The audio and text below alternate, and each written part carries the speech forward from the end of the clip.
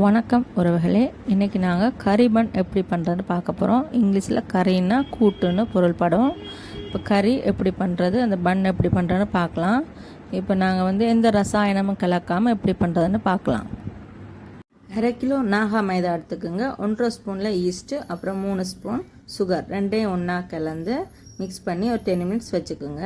இப்போது இப்படி பொங்கி வந்துடும். அப்புறம் மைதாவுக்குள்ளே அதை மிக்ஸ் பண்ணி, அப்புறம் சுகர், அப்புறம் பட்டர் 25 கிராம், உப்பு, தேங்காய் எண்ணெய், ஒரு முட்டை, இது 3 எல்லாத்தையும் சேர்த்து நல்லா மிக்ஸ் பண்ணிக்கோங்க.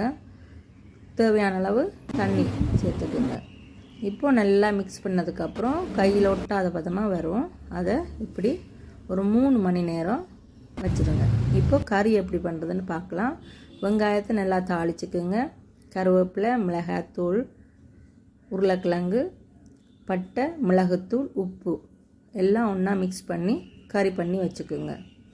கறி ஆறுனதுக்கப்புறம் இப்போது நான் வீடியோவில் எப்படி பண்ணுறனோ அதே மாதிரி பார்த்து பன்னு பண்ணிக்குங்க.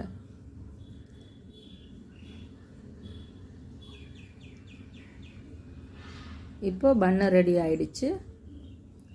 ட்ரேயில் எண்ணெய் தடவி அல்லது பட்டர் தடவி ஒரு 1/2 hour 1 hour வச்சுக்கோங்க. அப்போது அழகாக பொங்கி வந்துடும். இப்போது எக்கு வேணும்னா ஒரு எக்கு கூட சேர்த்துக்கலாம். எக்கு பன் இப்படி பண்ணிக்கலாம்.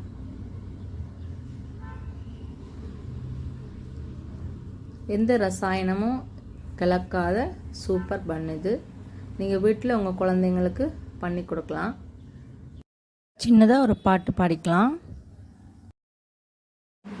கண்ணுக்கொரு வண்ண கிளிகாது கொருகான குயில் நெஞ்சுக்கொரு வஞ்சி கொடி நீதானம்மா, தத்தி தவளும் தங்கச்சிமிழே, பொங்கி பெருகும் சங்கத்தமிழே, முத்தம் தர நித்தம் வரும் நட்சத்திரம், யாரோடு இங்கு எனக்கு என்ன பேச்சு, நீதானே கண்ணே நான் வாங்கும் மூச்சு, வாழ்ந்தாக வேண்டும் வா வா கண்ணே, ராசாத்தி உன்ன காணாத நெஞ்சு காத்தாடி போலாடுது, பொழுதாகி